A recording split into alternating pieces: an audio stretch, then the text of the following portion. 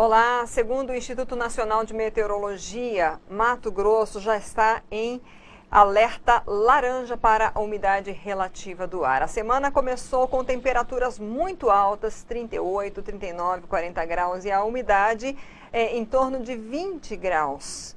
Infelizmente, tem quase 3 meses que não chove na capital, em Cuiabá, e para piorar a situação, a Defesa Civil Municipal ainda tem que enfrentar o problema das queimadas urbanas, que são proibidas, mas estão aí. Cuiabá, volta e meia, amanhece e passa todo o dia sob nuvens espessas no ar, que não são poeira apenas ou poluição, mas muita fumaça. O nosso convidado de hoje é o diretor da Defesa Civil Municipal, José Pedro Ferraz Zanetti. Obrigada por ter aceito o nosso convite de conversar um pouquinho aqui para trazer orientação, né? Como é que está? Eu queria que o senhor desse um panorama aí de como é que está Cuiabá em especial nesse tempo, mês de agosto, mês quente, quantas ocorrências, por exemplo, vocês vêm atendendo por dia? Nós estamos agora nesse período, é o período central da nossa estiagem, né? Que na realidade não é seca, nós temos estiagem. Né? Então nós estamos com uma temperatura muito alta, umidade relativa do ar muito baixa, tá? A taxa de tendência está chegando aí a 12, 13% de umidade. Então o pessoal fala, é clima de deserto. Realmente está próximo disso. E com o agravante que nesse período é as queimadas urbanas que ocorrem, né?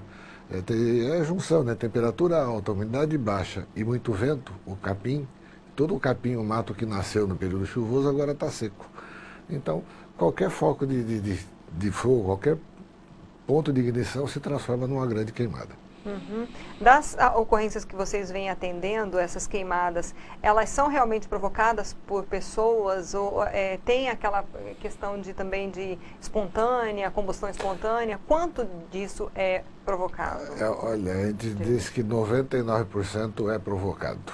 A questão do fogo espontâneo, né, a ignição espontânea, né, até existe, só que para acontecer tem que ter uma junção de fatores muito grande. Tem gente que fala que um caco de vidro que fica no sol, faz efeito lupa, pega e... Só que tem que ter uma junção muito grande, tem que ser o vidro, tem que estar na posição certa para o sol incidir, tem que ter uma palha fina, seca embaixo para começar. Então, assim, é possível? Sim, mas é muito improvável. Então, 99% é provocado. Quais são as questões mais comuns, né? Porque a gente sabe em Cuiabá... Antigamente não tinha tradição nos quintais de se queimar folha, queimar, né? Isso ainda permanece? Ainda existe uma parte da população que ainda usa, né? População mais antiga, né? De recolher as folhas secas, que nessa época a árvore perde muita folha seca aqui junto. Então varre o quintal, junta essas folhas e no fim da tarde coloca fogo. É uma prática que não é recomendada, né? Primeiro que é mais uma fumaça, é mais um ponto de calor, é mais um ponto de gerar fumaça, gerar gases. E segundo que essa queimadinha pequena, essa fogueirinha de folha, com o vento que tem, ela pode fugir do controle. Isso pode se tornar uma grande queimada. Pode até queimar a casa da pessoa. Sim. Eu queria que o senhor contasse um pouquinho, teve uma queimada muito grande recentemente, quais foram as consequências, como é que foi, o que vocês já conseguiram avançar, ou os órgãos, né, porque eu sei que vocês não trabalham sozinhos, tem a Polícia Civil, tem a Politec junto, o que se conseguiu a partir dessa questão, dessa queimada recente? Semana passada nós tivemos uma grande queimada ali na região da Estrada da Guia, né, no que vai para a Guia, ali próximo àquele Brasil Beach ali. Ali são áreas grandes, né, áreas de cerrado, ali tem áreas de 500, 600 hectares ali. Essa queimada seguramente deve ter queimado uns 200 hectares ali. Ali então envolveu nós da Defesa Civil, o bombeiro, com bastante gente, bastante equipamento. Nós tivemos apoio de uma brigada voluntária que tem um munícipe aí que tem uma empresa mais ou menos grande, ele montou uma brigada. E ele está nos dando apoio como voluntário também. Então ali foi de grande porte, foi o que gerou toda aquela fumaça na cidade. Nós passamos quase que 2 dias aí, a cidade coberta com uma nuvem de fumaça muito densa.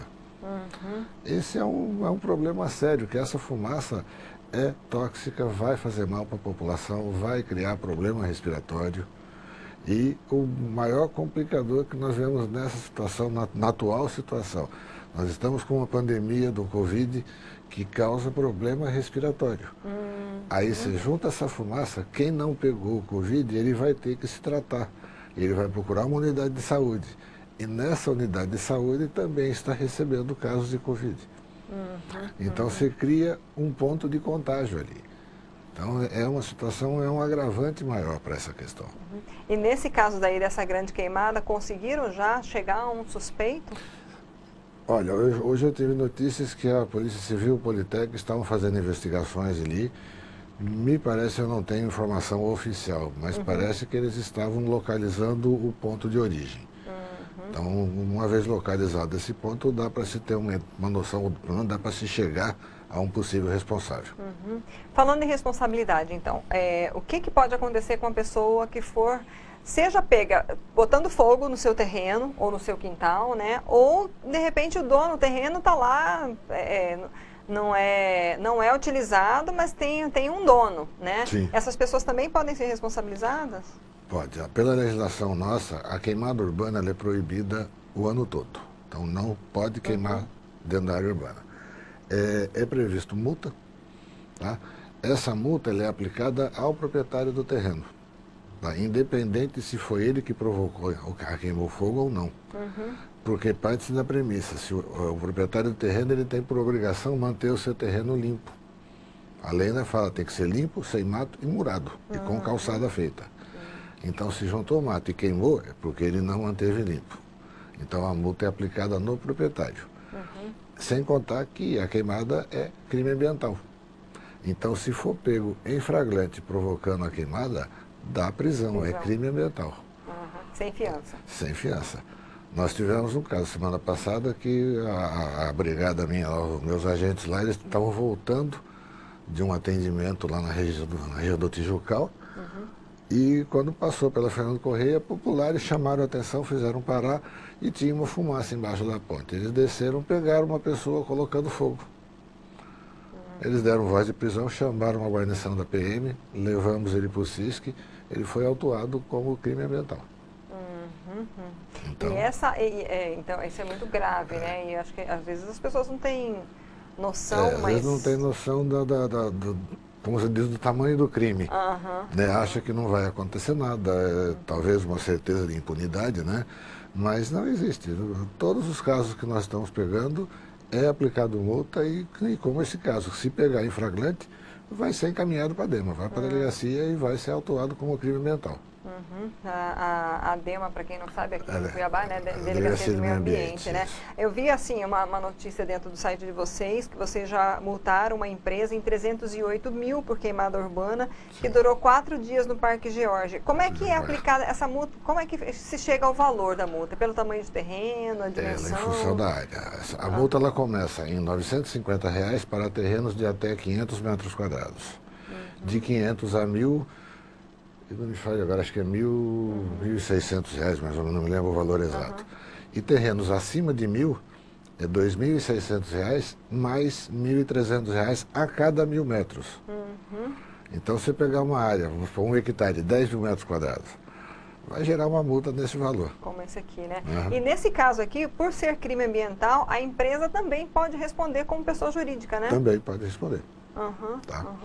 Quais são as consequências para um caso desse, uma empresa também que acaba sendo autuada por um crime ambiental? Ela vai ser autuada, vai ter que recolher a multa, né?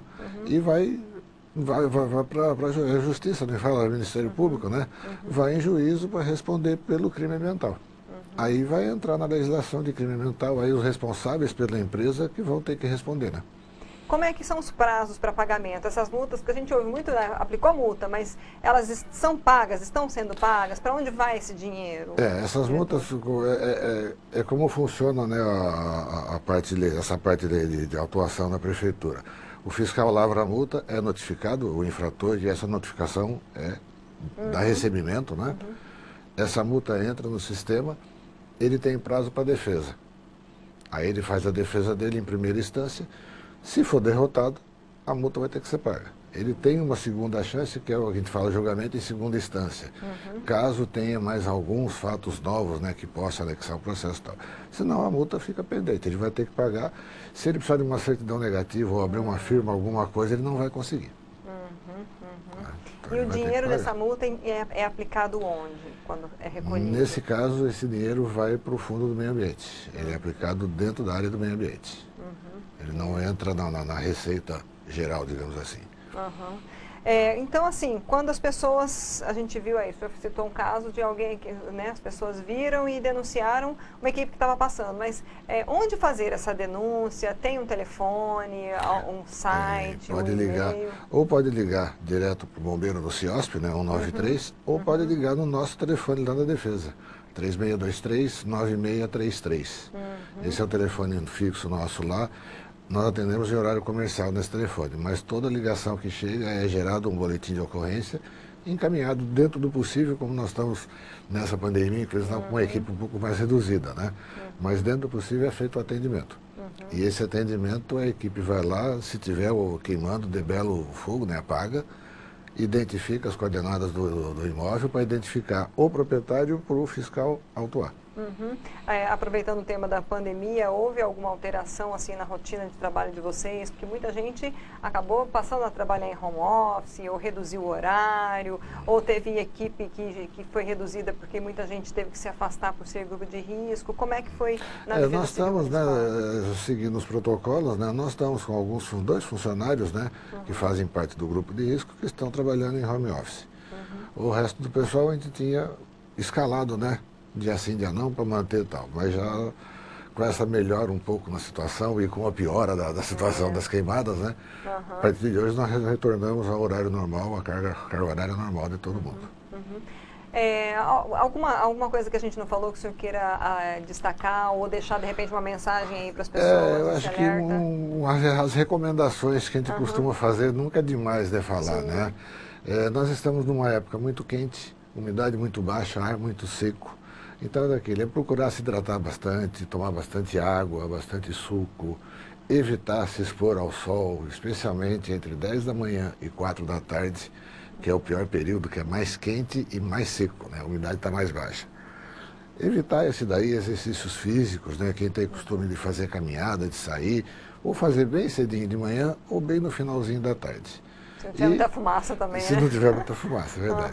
E principalmente, não colocar fogo, não queimar folha seca, não queimar lixo. Se vê alguém colocando fogo, chame a gente ou chame a própria polícia, que a polícia também está orientada a fazer isso daí, para deter essa pessoa, para deter esse ato criminoso. Ok, muito obrigada pelas suas orientações, suas informações. Sempre é um prazer. Vou repetir aqui então o telefone, gente, da Defesa Civil Municipal para denúncias 3623-9633, 3623-9633 para denúncia de queimada urbana aqui em Cuiabá. Se você estiver passando por algum lugar, vir alguém botando fogo, é crime ambiental. Tá claro aqui, o diretor explicou aqui, pode dar cadeia. E além de estar, claro, contribuindo para a piora da nossa umidade relativa do ar, né, de toda a nossa questão. A gente conversou então com José Pedro Zanetti, diretor da Defesa Civil Municipal. Essa entrevista fica disponível no nosso canal do YouTube, fica também com chamada no Facebook, está lá no destaque do RDTV. Peço para você, se você puder, ajudar a curtir e a compartilhar, principalmente, para as pessoas que às vezes acham que é bobeira isso, né? Além de pensar no outro, a gente tem que também cumprir a norma, é lei, não, né? Então, assim, dá um alerta, dá uma cutucada aí, fica essa dica. A gente chegou aqui lembrando com todos os cuidados, continuamos com os cuidados na pandemia, voltamos a gravar uma ou outra entrevista no estúdio, com todos os cuidados, chegamos de máscara, nos ajeitamos aqui, eu e o diretor, e aí vamos continuar tendo esses cuidados para que tudo passe logo, né, e a gente volte à vida, né? Obrigada pela sua audiência, até a próxima.